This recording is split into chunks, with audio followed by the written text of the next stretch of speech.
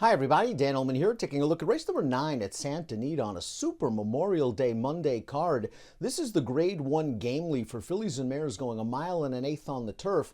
Let's take a look at this field. Some of the best fillies and mares on the West Coast entered in the Grade 1 Gamely, and we're going to see the seasonal debut of the number 6 Anisette, who showed so much talent last year for trainer Leonard Powell, culminating her season with a Grade 1 win in the American Oaks at 1.25 miles, but she's been very successful at 1.125 miles and shorter distances in the past, and Leonard Powell is a very sharp trainer off the layoff. Anisette, I expect to be sharp, and she might get the right race flow in here. We'll throw up the Timeform US pace projector. Ruby Nell, the number 2, is in very good form. She's very, very fast, and she's now going to have to try to stretch her ability out to 1.125 miles. She's probably more of a mile and a 16th specialist at this point in her career. I think she's going to get to the front in here. The number 3, Uncorked, I think is not going to want to get involved in a pace battle with her. Linda's Gift, the number 7, is cutting back in distance and is a stablemate of Ruby Nell. A speed duel between those two seems a bit unlikely. The 9, Forever, after all, another horse that has recently been coming from off of the pace. So Ruby Nell's going to likely have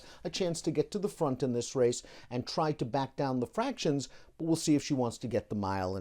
We're going to start things off with the number 1, Olivia Meralda, who made her North American debut last time out at Keeneland in a second-level allowance race, and she ran just fine that day, finishing second. The third-place finisher came right back to win a second-level allowance up in New York with an 89 Beyer speed figure. Olivia Meralda should be tighter with that race under her girth. A lot of these North European imports shipping into North America for the first time, sometimes they don't break very well from the gate, but I think Olivia Meralda is actually going to appreciate the firmer going. Many European horses come over here to try to get firmer going. She raced on a good turf course at Keeneland. The turf should be firm at Santa Anita. It's all about class concerns for the 1, Olivia Meralda, stepping up off that allowance seat. The 2 is Ruby Nell. We're going to watch her victory in the Buena Vista last time out, and she received just a very nice ride from Edwin Maldonado. She blasted to the early lead, got a breather on the back stretch, sprinted away turning into the stretch, and just had enough to last to beat Nadette, who's also in this field and is a quality performer.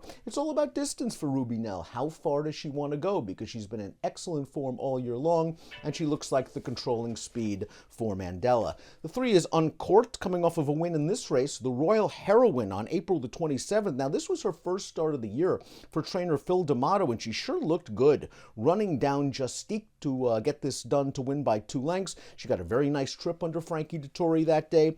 This mare always seemed to have a little bit of ability when in the barn of Brittany Russell on the East Coast and in the Mid-Atlantic region, but she finally put it all together last time out. That race was at 1 mile. She, I think, is not going to have an issue at all with the 1.125 miles, and it's all about pace and trip for a mare like Uncorked. Nadette is the number 4. She's coming into this race off a victory in the Wilshire, going 1 mile last time out. Now, she came from way out of it to score that day, beaten by Ruby Nell 2 starts back, has finished behind a couple of these in the past. The question is, did she simply find the right spot in that Wilshire, her most recent race, dropping out of a Grade 2 into a Grade 3, now all the way back up into a Grade 1. She is a one-run closer that would benefit if the pace is hot and she gets the right trip. Justique has been a little bit more tactical this year. Earlier in her career, she looked like she was the kind of filly that needed a little bit of pace and race luck. I still think that's her best chance of victory, but last time out in the Royal Heroine, we saw her finish second to Uncorked. She lost a little bit more ground than Uncorked that day.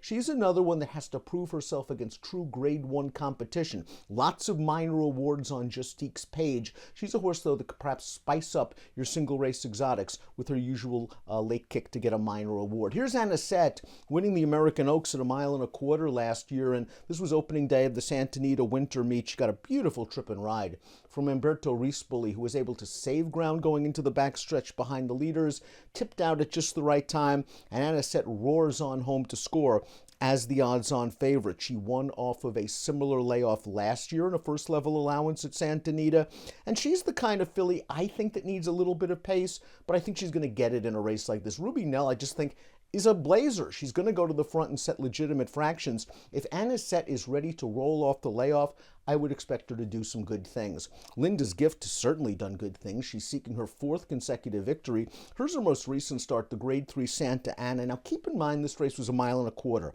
and Linda's Gift has really improved since stretching out to 10, 11, 12 furlongs. Now she's got to back it up all the way to 9. This is a weaker field she beat in the Santa Anita, but boy, did she look good striding out in the stretch to win with a 92 Beyer speed figure. Perhaps it's just been the extra distance is what she's been craving her entire career. She's gotten it, and now turning back to 9 furlongs, she might be outpaced. But I do think she might also be just simply a new horse this year as a 5-year-old. Coming off a little bit of a break for Mandela, I got to look at her last workout. It looked like she is in good form, and I think she's a tactical enough where she can sit off of the pace. That is the number 7, Linda's Gift. Your want there was second last time out. It was a second level allowance race. First start off of a short layoff, likely a prep for this. Wasn't a ton of pace for her to attack in that race. She ran on okay. The issue is she's been beaten by several of these horses in the past, and she still has to prove herself as a grade 1 caliber talent. Forever After All ran at Turfway Park 2 starts back for Brendan Walsh. That, of course, is the all-weather surface. Came from way out of it to be third. Last time out, she ran on the Modesty at Churchill Downs. While the running line doesn't look good, it was a very yielding turf course. I don't think she really cared for it in her turf debut. I'm willing to draw a line through that race and going to try to treat Forever After All as a horse racing on firm turf for the first time, and I'm not going to pigeonhole her as a dirt and synthetic runner just yet. It just seems like a very tough spot, stepping up in class, breaking from a far outside post against some of the better fillies and mares in Southern California. This is a wide open race, and there were a lot of questions about the short-priced horses. Will Anisette be ready off of a lengthy layoff? Does Ruby Nell really want to go 1 1/8? Is it too far for her? Is it too short for a horse like Linda's Gift?